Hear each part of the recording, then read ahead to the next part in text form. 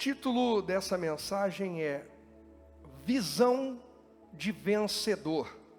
Visão de vencedor. Alguém quer ter visão de vencedor? Segundo a Bíblia Sagrada, segundo a palavra de Deus, Números capítulo 13, verso 25, está escrito assim: Depois voltaram de espiar a terra, ao fim de 40 dias, e caminharam e vieram a Moisés e a Arão, e a toda a congregação dos filhos de Israel, no deserto de Parã, a Cádiz, e tornando, deram-lhes conta a eles e a toda a congregação, e mostraram-lhes o fruto da terra. Guarda isso, apresentaram fruto, e contaram-lhe e disseram: fomos à terra a que nos enviaste, e verdadeiramente mana leite e mel, e este é o fruto. O povo, porém, que habita nessa terra é poderoso, e as cidades fortes e muito grandes. E também vimos ali, vimos os filhos de Anak. Os amalequitas habitam na terra do sul, e os heteus e os jebuseus e os amorreus habitam na montanha, e os cananeus habitam ao pé do mar e pela ribeira do Jordão. Deus havia mandado Moisés escolher um príncipe de cada tribo. Escolhe um príncipe, um cabeça de cada tribo, e envie para espiar a terra. Agora, a grande observação e o grande recado de Deus é: mandem observar a terra que eu dou ao meu povo. Se Deus disse que vai dar, eu preciso fazer só o que Ele mandou.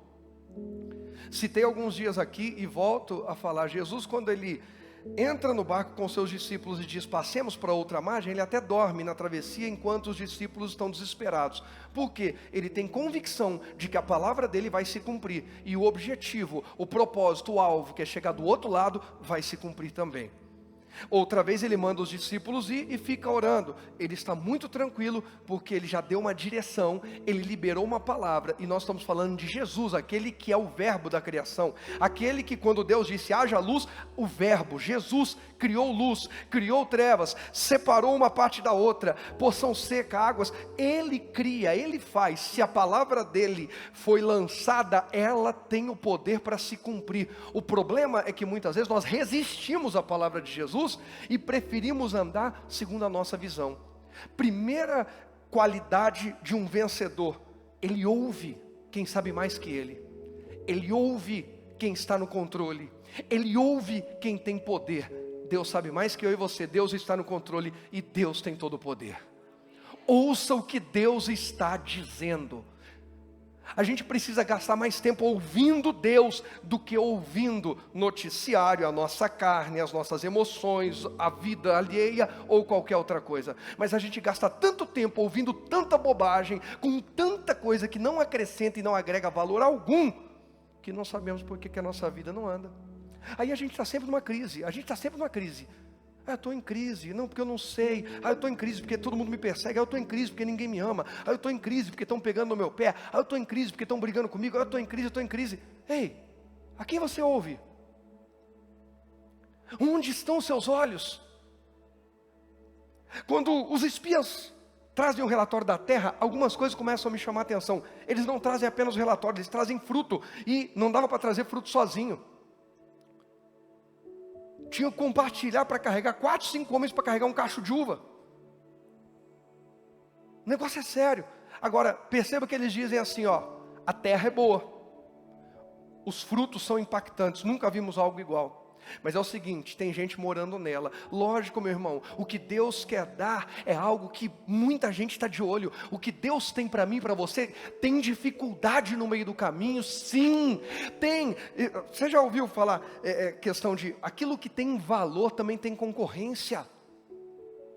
Eles tinham que olhar e dizer assim: olha quanta gente querendo aquela terra. E Deus olhou e disse: eu vou dar para vocês. Deus não disse que vai dar a terra da facilidade, a terra do desprezo, a terra que ninguém quer. Pelo contrário, Ele disse que Ele vai entregar para o seu povo aqui aquilo que todo mundo quer, mas Deus está dando aos seus filhos. Irmãos, quando o juízo final chegar, todo mundo, quem acreditava em Deus ou não, quem servia a Deus ou não, quem era rebelde, durinho de coração, pirracento, birrento, ou quem era submisso, quem se entregava, todos vão querer ser chamados para a direita. Vinde benditos de meu Pai. Mesmo quem disse que não tinha nada de juízo, negócio de Deus, de não acredita em nada, eu sou mais eu vou viver no pecado, eu vou enganar todo mundo, na hora vai querer ouvir: vinde benditos de meu Pai. Todo mundo vai querer, mas quem vai ser chamado? Aqueles que seguiram a visão de Deus. Há uma visão para entrar no reino dos céus, há uma direção para entrar no reino dos céus, e desde o princípio Deus se relaciona com o homem, querendo tratá-lo como seu semelhante, porque Deus nos criou imagem e semelhança dele. Deus estabelece princípios, e Ele mesmo anda dentro desses princípios. Jesus fez isso. O problema é que a gente não quer se sujeitar. Quando alguém fala alguma coisa, é a geração do: vou correr agora para a rede social, vou pôr no meu status. O pessoal aí acha que eu sou besta, ou não sei o quê. Isso está revelando o quanto do mundo ainda está governando você.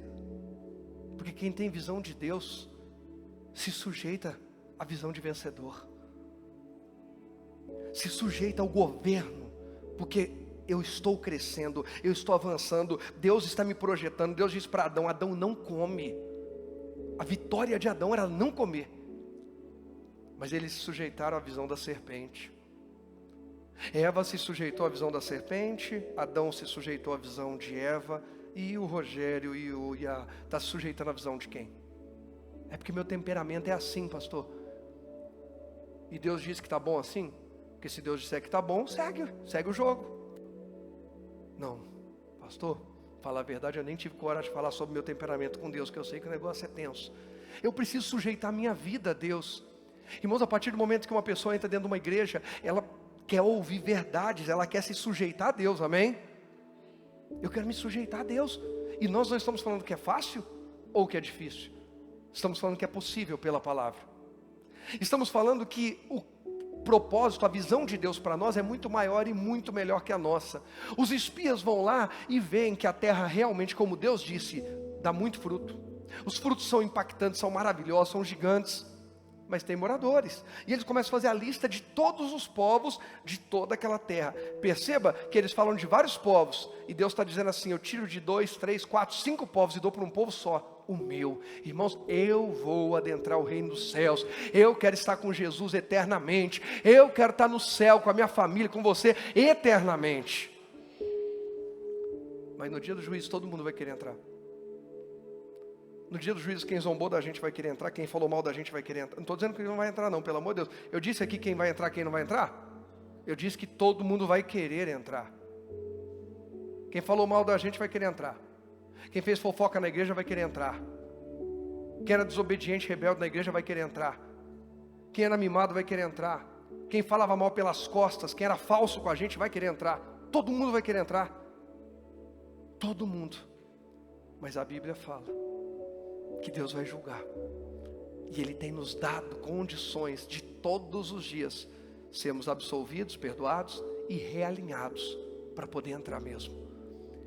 Esses 12 espias que foram com uma promessa, e quem fez a promessa não foi Moisés. Moisés foi só o homem que abriu a boca e deu a orientação. Quem fez a promessa foi Deus. Irmãos, eu estou aqui pregando porque Deus prometeu que me daria a palavra quando me chamou para ser pregador. Hoje não era nem para eu estar aqui. Por que eu estou aqui pregando? Porque se Deus me chamou para isso, Ele vai me dar condições de realizar, porque é para Ele.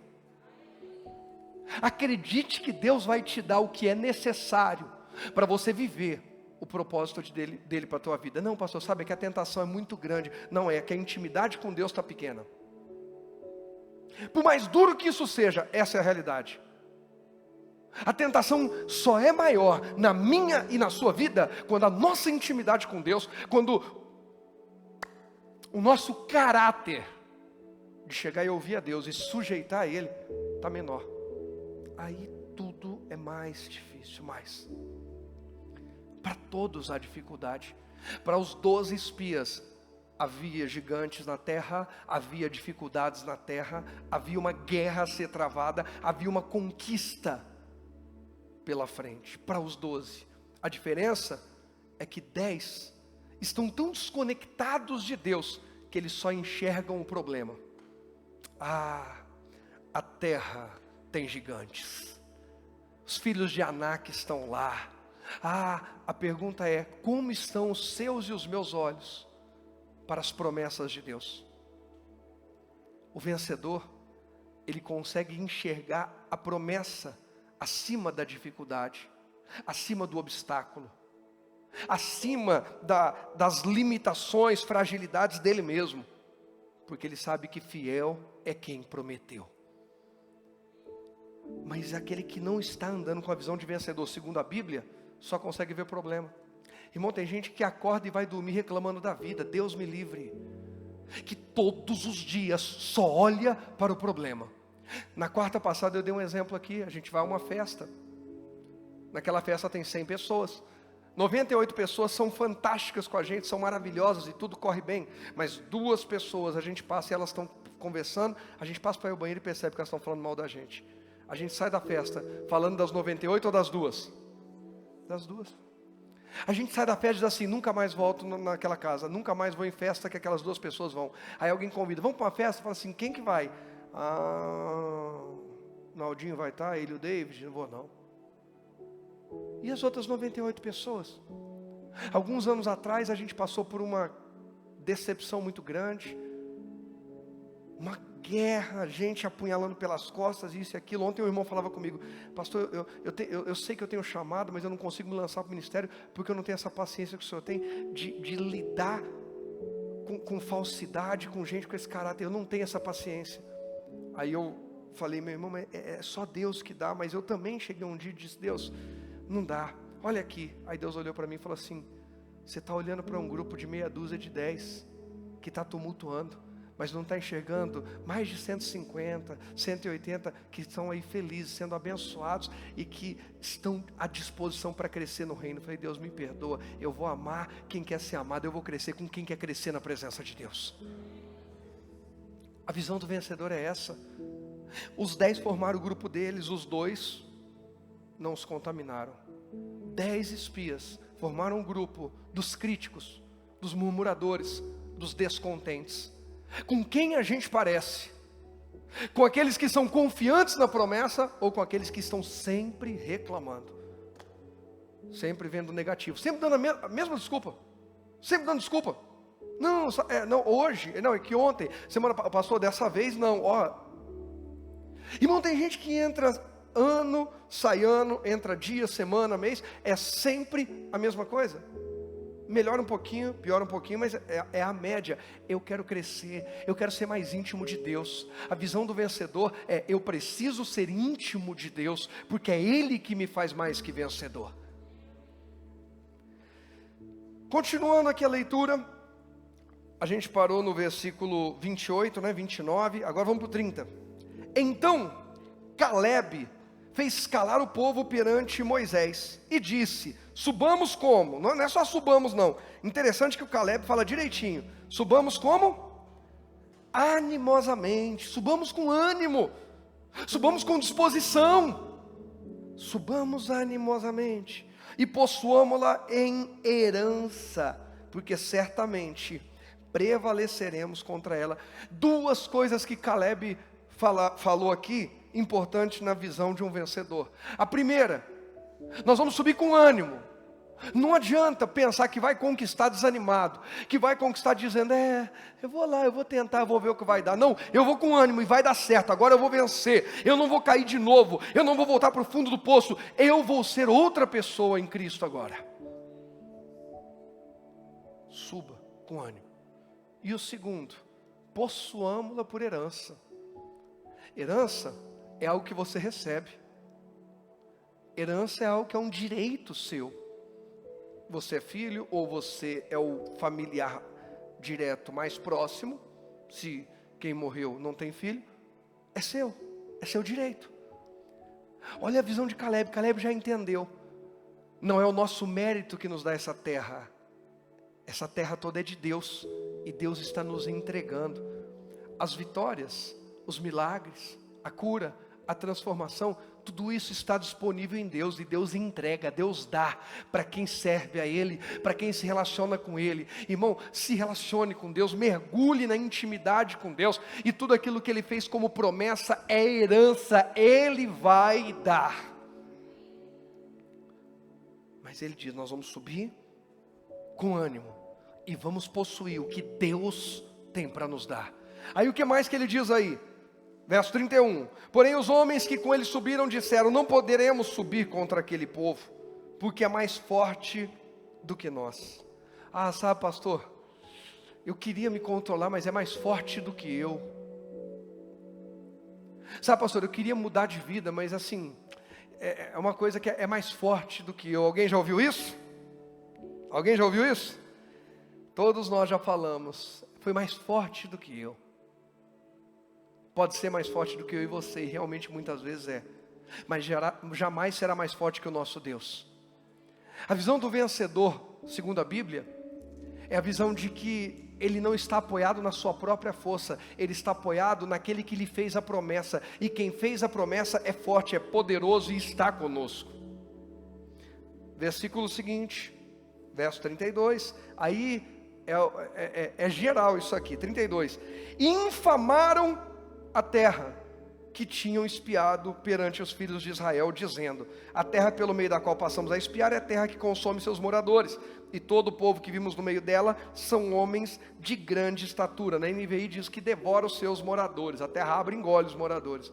Sabe o que é isso aí? Você já ouviu alguém falar, quem desdenha, quer comprar?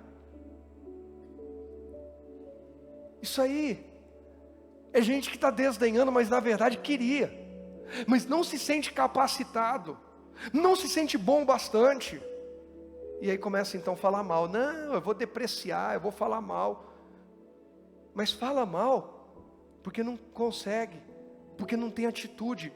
Irmãos, quantas pessoas começam a infamar uma terra onde Deus os inseriu? Quando casou era 1000 maravilhas, quando separou a pessoa nunca prestou. Mas passou quantos anos junto? 20? 30? 40? Com o diabo em casa? Então você é um demônio. Não, desculpa. Pastor, eu fiquei casado com esse diabo 30 anos, então você também é um demônio. Porque não dá para conviver 2 demônios juntos. Aliás, um anjo e um demônio junto. Pastor, o senhor está querendo dizer que a pessoa, o senhor está me ofendendo? Não, o que eu estou dizendo é que a gente centraliza toda a nossa atenção na ferida do final da história, no momento que a coisa não funcionou, que deu errado, e esquece tudo que foi diferente, e precisa sair falando mal da terra. Sai do casamento falando mal do casamento, sai do trabalho falando mal do trabalho. Quando entrou lá, patrão, patroa, ai, obrigado, obrigado. Não, conta comigo, só faço serão, eu faço isso, eu faço aquilo, obrigado pela oportunidade, era tudo que eu precisava, não, e não sei o quê. É perigoso até falar assim, não precisa se preocupar com o salário não. É quase isso quando entra. Mas quando sai, eu era explorado. Deus me livre de trabalho escravo. Ai, não sei o quê. É o Satanás em pessoa. Por quê? Não quer subir com ânimo, não quer se esforçar para conquistar, não quer atingir novos níveis, e para não dizer que está fracassando, precisa falar mal da terra. Alguém está entendendo? Precisa falar mal da terra. Ah, a culpa é da terra, a culpa é da terra, a culpa é da terra.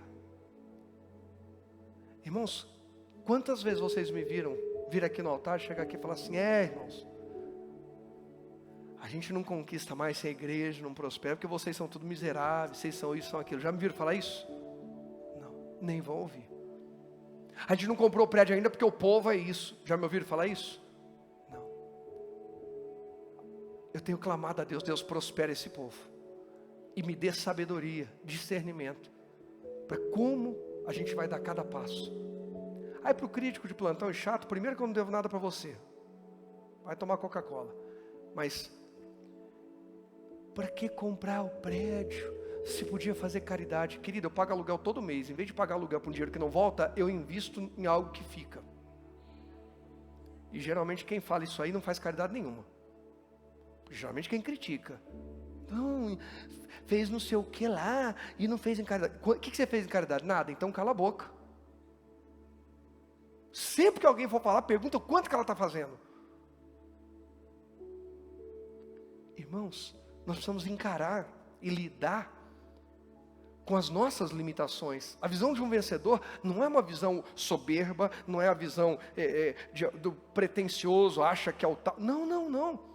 É de alguém que reconhece suas limitações sim, suas fraquezas sim, suas dificuldades sim, mas confia em quem está direcionando sua vida, em quem o está encorajando, em quem o está fortalecendo. E o nosso Deus é quem deu a promessa. Se Deus deu a promessa, eu confio. A minha visão de vencedor não tem a ver com quem eu sou, tem a ver com quem está falando comigo, com quem garante a minha vida, com quem cuida de mim, com quem firma cada um dos meus passos.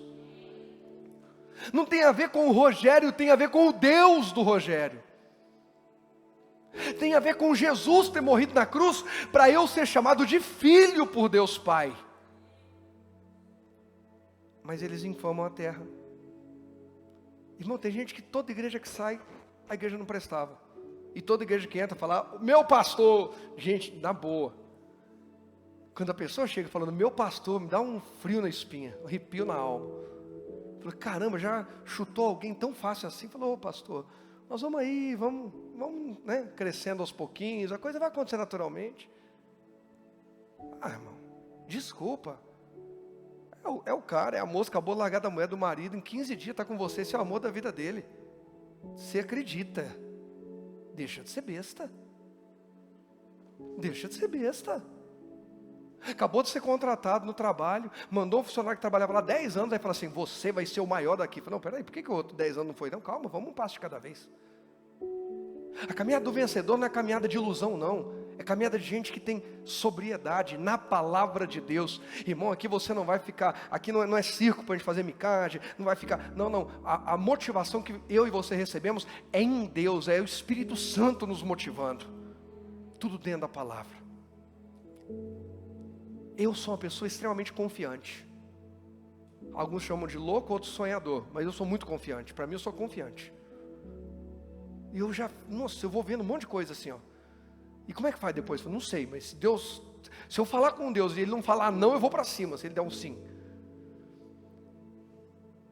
Mas não tem a ver com soberba. Tem a ver com relacionamento. Que em nome de Jesus, durante todo o ano de 2021, o meu e o seu relacionamento com Deus se torne mais intenso, mas tão intenso que a gente não vai ter tempo para ficar falando da vida dos outros, do trabalho dos outros, do marido, da mulher dos outros, da igreja dos outros, porque eu vou estar ocupado demais, como Neemias disse, estamos fazendo uma grande obra e não podemos parar. Quem para ficar falando da vida dos outros é porque não está levantando seus muros e vive caído e derrubado pelo inimigo. Levanta os teus muros antes que você seja atacado. Esses 10 homens não guardaram o coração. Um foi falando para o outro, um foi falando para o outro. Os 10 voltaram contaminados, corrompidos. Josué e Caleb não. Caleb fala, não gente, espera um pouquinho. Vamos lá, ao 33. 33, também ali vimos gigantes, filhos de Anak, descendentes dos gigantes. E éramos o que diz aí? Éramos aos nossos olhos como o que? Gafanhotos. E assim também éramos aos seus olhos. Sabe, só um instante aqui, leia o versículo, capítulo 14, versículos 5 e 6, 5, vai. Então Moisés e Arão caíram sobre seus rostos perante todo o ajuntamento dos filhos de Israel. Moisés e Arão são os homens que estão enviando. Moisés é o líder, Arão é o sacerdote. Deus falou assim, manda os espias, mandaram. Quando trouxeram o relatório, Moisés e Arão caíram prostrados. Não é possível, Deus nos trouxe até aqui, nós não vamos entrar. Aí, olha a diferença, quem está servindo a Deus, ó. Visão de vencedor. 6. E Josué, filho de Nun, e Caleb, filho de Jefoné, dos que espiaram a terra, rasgaram seus vestidos e falaram a toda a congregação dos filhos de Israel. Falaram no meio da igreja deles, do povo deles, dizendo, a terra pelo meio da qual passamos a possuir é terra o quê? Muito boa. Se o Senhor se agradar de nós, então nos porá nessa terra e nola dará. terra que mana leite e mel. Tão somente não sejais rebeldes. Eu não gosto quando o pastor fala rebelde. Então você não gosta da Bíblia. A Bíblia fala sobre rebelde. Quem está fazendo a caminhada de sabedoria com o papai, lendo Provérbios, está vendo o quanto isso irrita o coração de Deus. O quanto Deus resiste ao rebelde soberbo.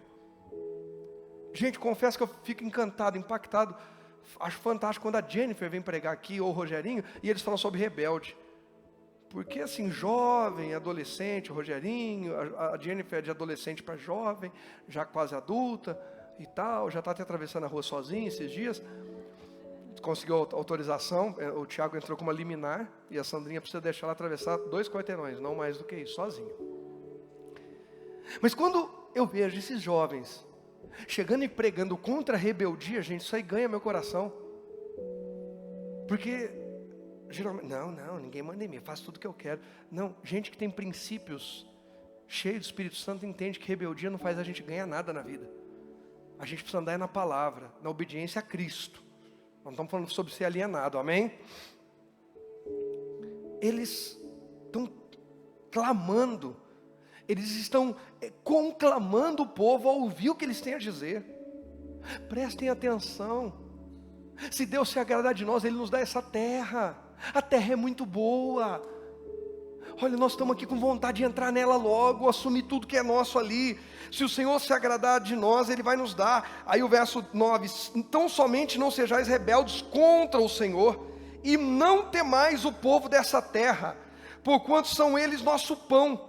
Retirou deles o seu amparo, e o Senhor é conosco, não os temais. A visão de um vencedor é essa. Não importa quem é forte, quem é fraco, quem é grande, quem é pequeno. O que eu quero saber é de que lado da história Deus está. Porque se Deus estiver do meu lado, a vitória é garantida. Pode demorar mais ou menos, pode ser diferente do que eu imaginava. A vitória pode não ser o que eu pensei que seria, mas se Deus está do meu lado, vai dar certo. Agora vamos mais do que isso. A postura de Josué e Caleb é a postura de quem entende. O que é necessário para Deus estar do meu lado? Eu preciso estar do lado de Deus. Eu preciso estar dentro da palavra. Josué, no seu livro, quando ele assume, no capítulo 1, quando ele assume a liderança do povo de Israel, Deus fala para Josué no capítulo 1, verso 8. Põe o verso 8 para mim, de Josué 1, por favor, Gabi. Josué 1:8. Só eu não programei não, eu acho que é o Josué 1:8. Se não for, aí é outro. Josué 1:8. Não se aparte da sua boca o livro dessa lei, antes medita nele dia e noite, para que tenhas cuidado de fazer tudo conforme quanto nele está escrito, porque então farás prosperar o teu caminho, e então prudentemente te conduzirás. Josué entendeu, quando ele ouve de Deus, aqui já é lá na frente, tá? Isso aqui foi depois. Deus chega e fala assim: Josué, não desvia para a esquerda nem para a direita, e não saia da palavra. Você vai andar com prudência e vai ser guardado por mim. Eu preciso que Deus esteja ao meu lado nas guerras da vida, e para isso eu preciso estar do lado de Deus, e o lado de Deus é a palavra. Deus já tem o lado dele bem definido. Ah, pastor, entregaram uma revelação para fazer uma coisa, está dentro da Bíblia? Não, então esse não é o lado de Deus. O que te deram foi uma cilada. Toda revelação que alguém possa dar pelo Espírito Santo vai sempre estar de acordo com a palavra. Se ferir um pouquinho a palavra, não foi Deus que falou, é o diabo enganando. Por isso, eu creio em revelação, Deus usa pessoas e fala, e glória a Deus por isso. Mas eu não corro atrás disso. É roleta russa. Eu creio que a palavra do meu Deus é o bastante para me firmar todos os dias. E quando Ele quiser falar algo, vai falar dentro da palavra. Pode trazer, mas vai me alcançar. A visão de um vencedor é a visão de quem não se aparta. É a visão de quem continua focado. Josué e Caleb dizem: Deus está do nosso lado. Os outros 10 espias dizem assim: nós somos pequenos, nós somos como gafanhotos. A gente, olhando para nós mesmos, nós éramos como gafanhotos diante deles, de tão pequenininho, e assim também éramos aos olhos deles. Eles não sabiam isso. Aqui a gente vê algumas quebras na vida desses 10 espias. quebras de princípios, porque eles se viam pequenos, fracos e incapazes. Diga comigo, pequenos, fracos e incapazes. Agora, eles tinham uma palavra, uma promessa. Deus deu a palavra a eles através de Moisés, seu líder, através de Arão, o sacerdote. E nós, o que nós temos hoje para conquistarmos, para irmos adiante? Eu separei 3 textos, Hebreus 13, 7, vai ser bem rapidinho, eu nem vou abrir aqui, eu vou no telão. Hebreus 13, 7, põe aí por favor. Tem que ser bem ligeiro o telão hoje. Lembrai-vos dos vossos pastores que vos falaram a palavra de Deus, a fé dos quais imitai, atentando para a sua maneira de viver. Assim como Moisés era o líder deles, era quem os instruía, assim como Arão era o sacerdote deles, era quem intercedia por eles, nós também temos pastores, pessoas que estão trazendo a palavra para nós e intercedendo por nós. Nós não estamos sozinhos nessa caminhada. Antes de ir para uma batalha e guerrear e conquistar, nós temos a quem ouvir. Primeiro, a quem está ouvindo Deus e trazendo de Deus para nós. Segundo, Mateus 28, 20. Aí aqui o nível vai... Eu comecei no mais fraquinho, no menorzinho, no pequenininho. Mateus 28, 20 já fica mais forte. Ensinando-os a guardar todas as coisas que eu vos tenho mandado. E eis que estou convosco em que tempo? Todos os dias, até a consumação dos séculos. Amém. Jesus nós temos. Jesus prometeu estar conosco em quanto tempo? Todos os dias. Todos os dias. Hoje Jesus está comigo. Nós vamos dormir. Acordou, Jesus está com você. Ele prometeu. Mas prometeu para quem, pastor? Para todo mundo? Tem que ler o texto todo para pegar o contexto. Ali ele está falando com discípulos. Ali ele está falando para aqueles que vão sair e ganhar almas. A gente não quer ler Bíblia, a gente não quer orar, a gente não quer ganhar almas e quer que Jesus esteja conosco. A gente pesca um versículo, rasga o contexto e tenta esfregar na cara de Deus e dizer: Deus, aqui, você não vai cumprir? Ele fala: você esqueceu de ler os anteriores.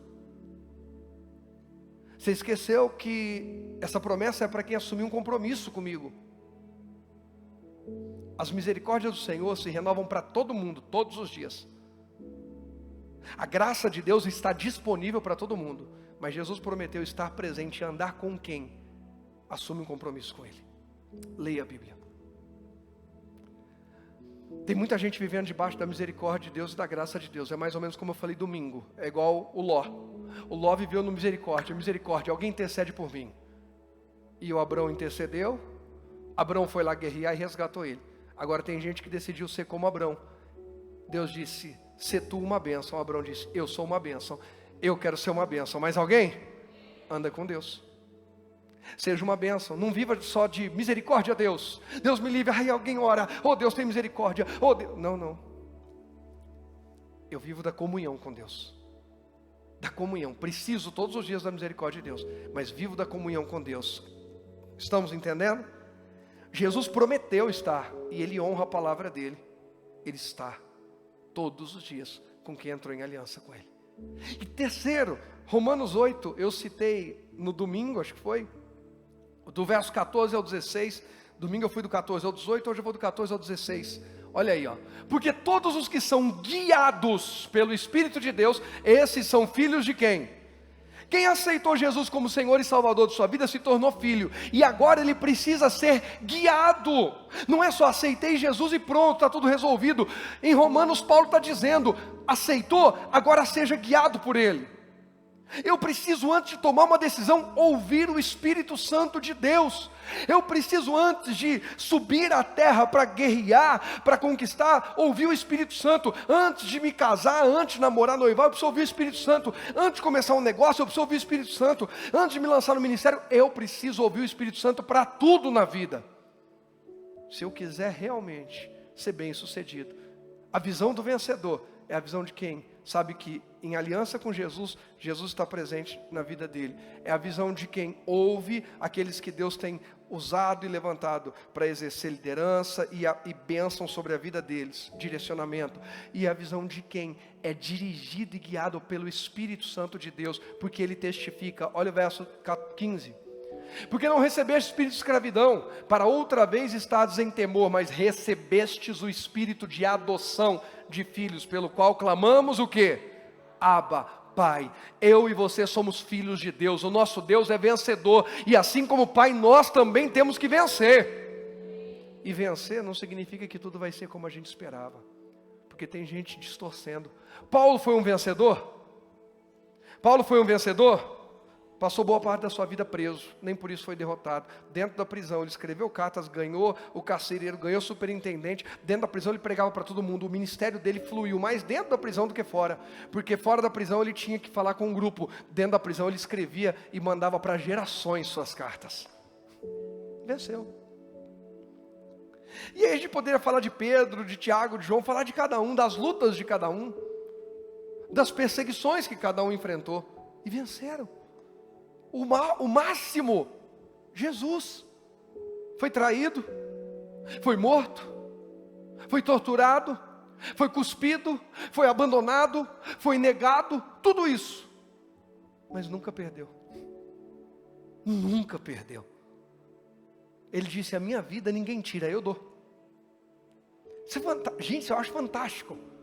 Jesus, eu vou ganhar de você, vai nada, eu que entreguei a vitória. Eu ganhei porque entreguei primeiro. Mas Jesus entregou a vida dele. Ele falou: ninguém tira a minha vida eu dou em favor de muitos. Quando eu dou a minha vida, eu ganho a humanidade de todos, eu ganho todos aqueles que crerem, eu ganho. O ser vencedor não tem a ver com os padrões do mundo, tem a ver com os padrões de Deus. Guiado pelo Espírito de Deus, eu sei que até algumas derrotas na minha vida fazem parte da construção de uma caminhada de vitória.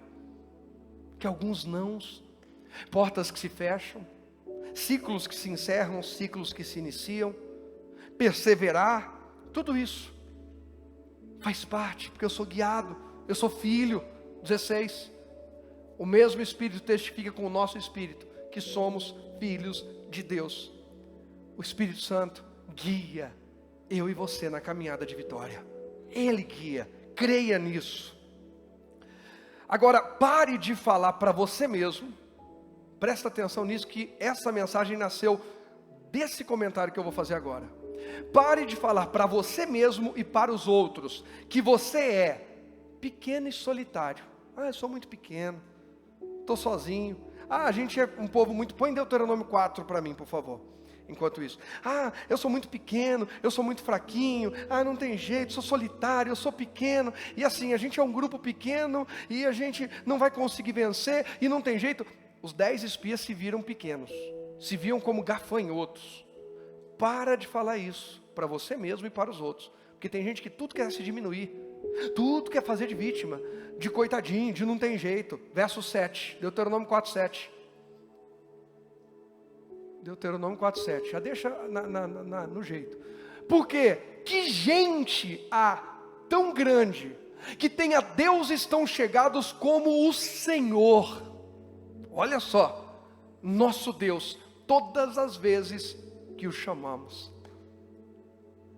Irmão, eu não sei você, mas certa vez, isso era 2004. Você lembra disso, não é linda essa mensagem? Não, você sorriu aí, eu achei que você lembrou. Eu estava lendo um livro do Max Lucado. O livro chama Aliviando a Bagagem. Gosto muito desse livro. Numa viagem que eu fiz, eu li esse livro. E no meio desse livro tem um determinado momento, se eu não me engano, ele fala nos capítulos, ele usa o termo, falando da viagem, fardo. O fardo do medo, o fardo da dó, o fardo da autocomiseração e o fardo da solidão. Tem gente que se acha sozinho. Pastor, ninguém me ama, ninguém me quer. Estou sozinho no mundo, estou sozinho na batalha. Eu não lembro, não tenho certeza, mas eu acho que é nesse capítulo que entrou esse texto. Desse texto, eu preparei uma mensagem que eu ministrei naquela época que me impactou demais.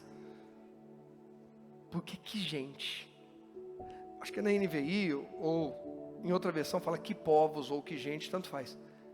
Que gente que tenha deuses, que gente há tão grande. Aquele povo é um povo muito grande, aquele é um povo muito importante, é um povo muito influente, então os deuses, entre aspas, deles tem que ficar ali. Que gente há tão especial?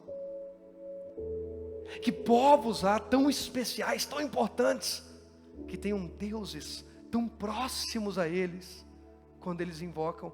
Irmãos, nós temos, através de Jesus, nós temos o Espírito Santo todos os dias, através da palavra de Deus, da nossa aliança com Jesus. O próprio Senhor Jesus disse que estaria conosco. Nós, mesmo nos sentindo pequeninos e solitários, quando invocamos, quando clamamos, o nosso Deus está presente.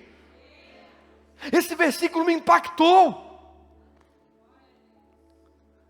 Você vai para um grupo aí de empresários, eles dizem assim: não, nós temos uma segurança forte aqui. Outro fala: não, nós temos os melhores economistas aqui. E eles ficam aqui na sala ao lado, é só chamar, ele vem e fala tudo aqui. Nós temos os melhores técnicos, não sei o quê. Eu tenho Deus.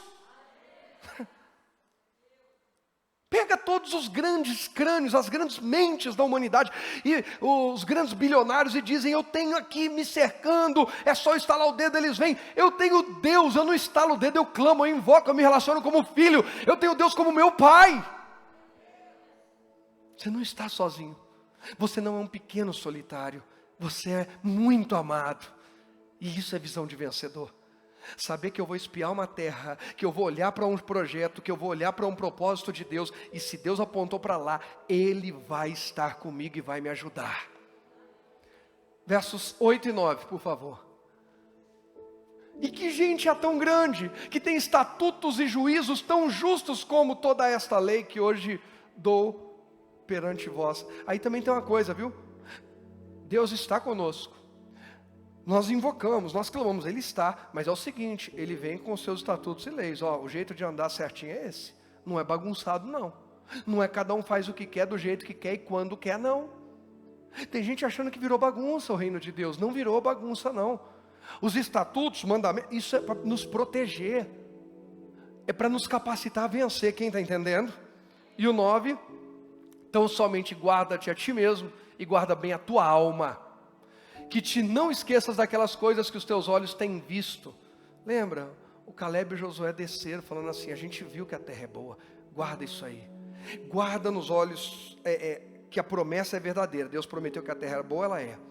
Guarda a tua alma, o quê? De não ser contaminada com os desanimados, com os murmuradores, com os decepcionados. Quarta passada eu falei dos desanimados, decepcionados. Guarda. Com os rebeldes, guarda a tua alma. Não seja contaminado pelo preguiçoso, pelo acomodado, pelo mentiroso. Guarda a tua alma. Por isso que a Bíblia diz que não há comunhão entre o crente e o descrente. Quem quer andar nesse tipo de comunhão, na verdade está fazendo aliança com Satanás e está gostando do diabo. Está brincando de roleta russa com a eternidade. Não, eu preciso guardar minha alma. E como é que eu guardo? Em Deus. Pessoas guardam suas riquezas em cofres por causa da segurança. Para de entregar o teu coração para quem não tem nada a ver com Deus e está minando a sua essência. A sua essência tem que ser regada pelo Espírito de Deus. Se aproxime de gente que enche você de fé, e se aproxime de quem não tem, para você compartilhar e não para receber. Quem entende isso? Guarda a tua alma. Que não te esqueças daquelas coisas que os teus olhos têm visto, e se não te apartem do teu coração todos os dias da tua vida, e as farás saber a teus filhos e aos filhos de teus filhos. Nós somos responsáveis, não adianta fingir. Eu sou responsável por compartilhar a glória de Deus com os meus filhos.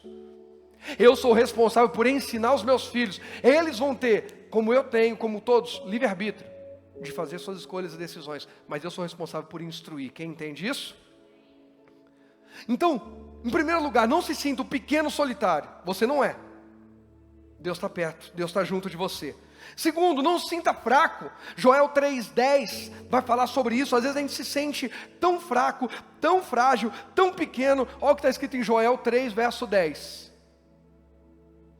Forjai espadas das vossas enxadas e lanças das vossas foices. Diga o fraco: eu sou forte.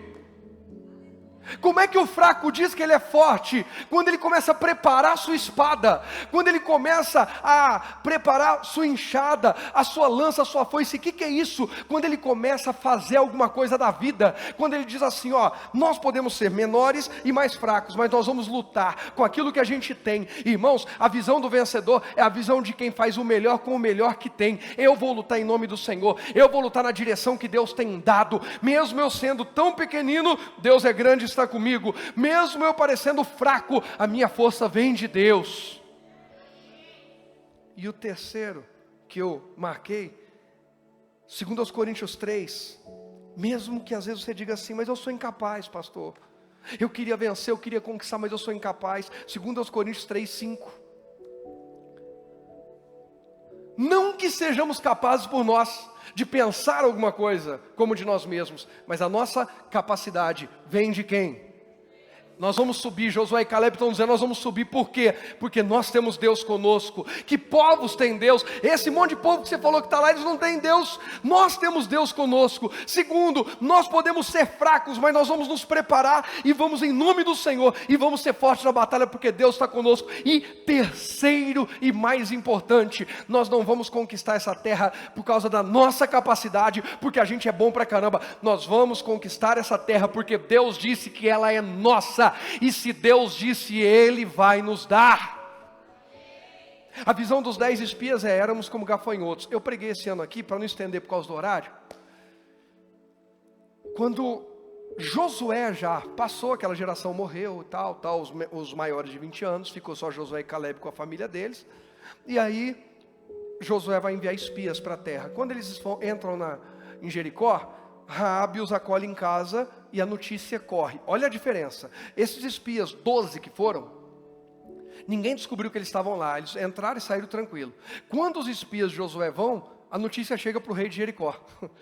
Quem está numa situação pior? Os espias que nem foram vistos ou os que a notícia correu? Que a notícia correu, mas o espírito já é outro. Raabe acolhe eles, esconde eles no sótão.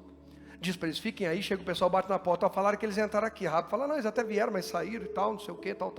Aí ela sobe lá no sótão e fala o seguinte, vieram aí atrás de vocês, eu disse isso, tem um horário que eu vou falar para vocês saírem, eu vou ajudar vocês, mas é o seguinte, vocês vão proteger eu e minha família. Raabe até então era uma prostituta. Sabe o que Raabe fez? Diga ao fraco, eu sou forte. Raabe sabia que ela era fraca, falou assim, ó, o coração do nosso povo está desmaiado, desde que vocês saíram do Egito, a gente já sabe que essa terra é de vocês e que a hora que vocês chegarem aqui, vocês tomam tudo. O nosso povo está desesperado. E os 10 espias dizendo, nós éramos como gafanhotos aos olhos deles. Não, aos olhos do inimigo, Israel sempre foi a potência aqui em Jericó, aqui na terra prometida. Raabe fala disso. Nosso coração já está desmaiado faz tempo. Vocês é que não tiveram visão de vencedores para entrar e conquistar antes. Morreu todo mundo, uma geração inteira maior de 20 anos morreu. Porque não tiveram visão de vencedor. Ei, irmão, não deixa morrer seu sonho, não deixa morrer a promessa de Deus na tua vida, não deixa morrer teu ministério, não deixa morrer seus filhos e perderem a salvação, não deixa a sua família morrer e perder a eternidade. É hora de despertar e entrar em aliança com Deus e reconhecer que a palavra dele é verdadeira. Raabe diz assim, ó, protejam minha família. Eles dizem, nós temos uma aliança, nós temos um acordo. Quando Israel vai lá e conquista tudo, eles preservam Raabe. Deus honra a palavra dele. A visão de um vencedor é a visão de quem acredita que Deus honra. Para finalizar, Mateus 24. Mateus 24. Depois eu vou, na verdade eu devo citar só mais um versículo só, porque eu preciso falar dele. Além de Mateus 24, o outro vai ser Hebreus 9. Verso 35, Mateus 24, verso 35, Jesus dizendo, o céu e a terra passarão, mas as minhas palavras não hão de passar. As palavras de Jesus, as promessas de Jesus não se perderão. Não se sinta pequeno, solitário, fraco ou incapaz, você tem Deus ao teu lado. As palavras de Jesus não vão passar. Inclusive a de Hebreus 9, 27. põe aí para a gente encerrar. Porque quando fala que as palavras de Jesus não vão passar, a gente pensa logo na cura, no milagre, e é verdade. A gente pensa logo na bênção, e é verdade. Mas essa aqui também não vai passar não. Não brinca com coisa séria. Presta muita atenção nessa palavra. Hebreus 9, 27. E, como aos homens está ordenado morrerem 10 vezes e reencarnar para pagar a penitência. Voltar como animal. Voltar como espírito mais evoluído, menos evoluído. Irmão, eu não estou debochando da religião de ninguém, eu estou lendo a Bíblia. Mas estou abertamente dizendo que esse monte de coisa que falam é heresia, antibíblico. E se está contra a Bíblia, não pode ser de Deus, como não é. E como aos homens é dado morrer quantas vezes? Me explica isso aí. Morreu uma vez. Não, pastor, porque na próxima vida... Na próxima o quê? Na próxima encarnação. Então, rasga a Bíblia. Não dá para dizer que é cristão e crer nisso aí ao mesmo tempo. Não dá. Apesar de tentarem dizer, não dá. E como aos homens é ordenado. Está dizendo aí que foi pedido? Foi o quê? Acabou. Está ordenado. Morrerem quantas vezes? Uma só vez. Vindo depois disso purgatório. Agora eu vou dar em outra turma. Não dá, irmãos. Porque tem gente tem gente dentro da igreja, se dizendo cristão protestante e vendo horóscopo. Você precisa decidir, ou você serve a Deus, ou o diabo e os astros. Não combina. Me perdoe. Não, eu não perdoo se não quiser, eu preciso pregar a verdade. Meu compromisso é com a verdade. Por amor a você e a mim. Porque eu vou prestar conta do que eu preguei e também do que eu não preguei. Para o seu bem, escolha em qual visão que você vai ficar. Sai de cima do muro, porque o muro já é do diabo. Não decidir já é decidir. Quem não toma uma decisão séria por Jesus não tem visão de vencedor. A visão de um vencedor é quem decidiu andar com Jesus. É de quem decidiu se sujeitar a Jesus, se render, se entregar. Faz o que o Senhor quiser, Jesus, como o Senhor quiser, é melhor. E como aos homens está ordenado morrer uma só vez. Vindo depois disso o juízo. Não vem purgatório. Não vem um tempo de penitência para zerar umas dívidas que ficaram para trás. Vem o juízo. É isso. Acabou. Se Jesus, no meio desse culto, resolver recolher eu, não vou falar nenhum de vocês que vai dar B.O. para mim, morreu dentro da igreja. Agora morrer eu, dá B.O. para vocês, eu estou fora. Se Jesus resolver levar a gente tudo agora de uma vez, não vai ter tempo de consertar nada. É juízo. Quer saber qual é a visão de um vencedor? É a visão daquele que diz assim: a qualquer momento, se Jesus voltar ou me chamar, eu vou para o céu. Eu quero o reino dos céus. Acima de todas as coisas, eu busco o reino dos céus e a sua justiça. As outras coisas Jesus vai acrescentando no tempo, no modo dele. O mais importante é o reino dos céus. A visão do vencedor é a visão de quem ama e quer mais do que tudo o reino dos céus. Que seja sobre a minha e sobre a tua vida essa visão em nome de Jesus. Quem crê e concorda disso? Pode aplaudir o Senhor Jesus, maravilhoso. Glória a Deus.